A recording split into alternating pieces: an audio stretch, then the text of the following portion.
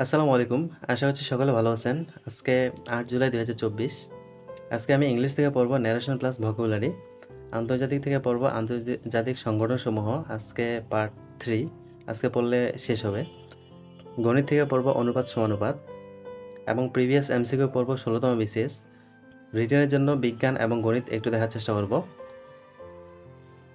তো আমি প্রথমে ১৬তম বিসিএস দিয়ে শুরু করি। এটা বেশি সময় লাগবে না, ৪০ মিনিটের মতো সময় লাগবে। তারপরে পড়ব আন্তর্জাতিক সংগঠনসমূহ। এটা আজকে শেষ করতেই হবে। আজকে কিছু পড়ি আর না পড়ি এটা শেষ করেই নিব ইনশাআল্লাহ। তো চলুন শুরু করি। আজকে সবার প্রথমে ১৬তম বিসিএসটা পড়ে নিলাম। এখানে প্রায় ৪৫ মিনিটের মতো সময় লাগছে। আজকে পড়াশোনাটা একটু দেরি করেই শুরু করছি। এখন বাজে প্রায় ১০টা ৪৫। তো ১১টা থেকে এখন শুরু করব ইন্টারন্যাশনালটা আজকে শেষ করতে হবে। তারপরে কালকে থেকে নতুন করে ইন্টারন্যাশনাল পড়া পড়তে হবে। তো এখানে আজকে বেশি ফোকাস দিছি ইংলিশ আর হচ্ছে বিজ্ঞান। কারণ গত কয়েকদিন যেগুলো পড়ছিলাম ওগুলোতে আমার সবচেয়ে বেশি সমস্যাটা হয়েছিল এই জায়গাগুলোতেই।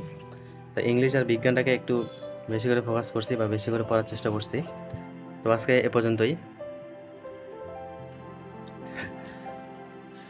আন্তর্জাতিক আমি স্যার থেকে শুরু করছিলাম, আজকে স্যার থেকে শুরু করে শেষ পর্যন্ত পড়ছি। তো এখানে অনেক বেশি সময় লাগে, এই অধ্যায়টা অনেক কিছু মুখস্থ করা লাগে। সচিবকে, মহাসচিবকে, তারপরে সর্বশেষ সদস্য, প্রতিষ্ঠা কত সালে, সদর দপ্তর কোথায়, এই টাইপের বিষয়গুলোর জন্য খুব বেশি সময় লাগে। আর এখানে অনেকগুলো সংগঠন একটু মনে রাখার চেষ্টা করা লাগে, প্লাস এমসিকিউ অনেক বেশি। তো আজকে আমি পুরোটাই শেষ করছি। এখন বাজে প্রায় 4টা। এখন রিটেন পড়াশোনা করব একটু। তো আজকে ইন্টারন্যাশনাল এ পর্যন্তই।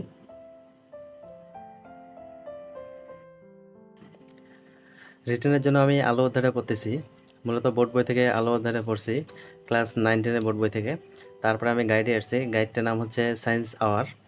তো এখান থেকে আমি টপিক 1 আর 2 পড়ে ফেলছি। আজকে আমি বললাম যে টপিক 3, এখানে 10টা প্রশ্ন আছে। তো প্রশ্নগুলো অনেক ছোট ছোট, পড়তে বেশি তেমন একটা বেগ পেতে হয়নি, তবে মুখস্থ করতে একটু সময় লাগছে। কিছু কিছু জিনিস তো এখানে মুখস্থ করা লাগতেছে, আর বাকিগুলো একটু বুঝে বুঝে পড়তেছি। তো এখানে 10টা প্রশ্ন আছে, আজকে 10টা প্রশ্ন পড়লাম। এরপরে টপিক 4 পড়বো নেক্সট দিনে। এখন পর্যন্ত রুটিন থেকে পড়লাম আন্তর্জাতিকটা অনেক সময় লাগছে। মূলত সময়টা দিনের এখানেই চলে গেছে বেশিরভাগ। তারপরে প্রিভিয়াস এমসিকিউতে 16তম বিসিএসটা পড়ছি আর হচ্ছে বিজ্ঞানটা পড়ছি। তো এখন বাজে প্রায় সন্ধ্যা 6টা। নেক্সট এরপরে পড়তে বসতে বসতে 9:30 বাজবে, কারণ টিউশনি আছে, টিউশন থেকে আসে পড়াশোনা শুরু করতে হবে। গণিতটা এখনও পড়া হয়নি। আগে গণিতের অনুপাত সমানুপাত পড়বো, তারপরে ইংলিশটা পড়বো, তারপরে যদি সময় পাই তাহলে রিটেনে গণিতটা দেওয়ার চেষ্টা করব। তো এখন এ পর্যন্তই। রাতের বেলা প্রথমেই ভোকাবুলারিটা পড়ে নিলাম। তো এখানে ইউনিটে 3টা আজকে পড়লাম। তো ভোকাবুলারি পড়া অনেক কঠিন একটা কাজ, কষ্টসাধ্য। তারপরেও এগুলো পড়া লাগে, মনে রাখা লাগে। তারপরে পড়লাম হচ্ছে প্রিভিয়াস কিছু প্রশ্ন। সিনোনিমটা অলরেডি শেষ করে ফেলছি, আজকে অ্যান্টোনিমটা শুরু করছি। তো অ্যান্টোনিমটা এখানে পড়ছি, অর্ধেকটা করে নিছি, 2 ভাগে ভাগ করে। তো আজকে পড়ছি অর্ধেকটা। তো এখানে আমার অর্ধেকটা পড়ছি প্রায় 50টার মতো, বাকি আরও 60টার মতো আছে, এটা নেক্সট দিনে পড়ে নিব। তো সিনোনিম অ্যান্টোনিম এ পর্যন্তই আজকে। আজকে আমার ইংলিশ গ্রামার থেকে পড়া ছিল ন্যারেশন।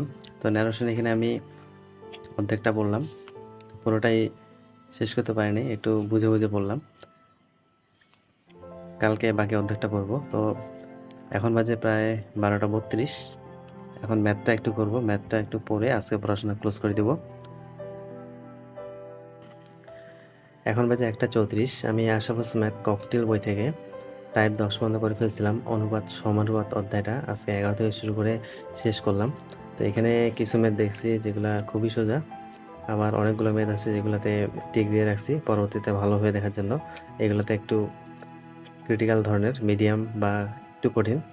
তো এই ম্যাথগুলোর জন্য আমি নেক্সট টাইমে যখন পড়বো এগুলাতে একটু বেশি করে ফোকাস দিব। আর আজকের মতো পড়াশোনা এখানেই শেষ। তো সকলে ভালো থাকবেন, সুস্থ থাকবেন। আসসালামু আলাইকুম।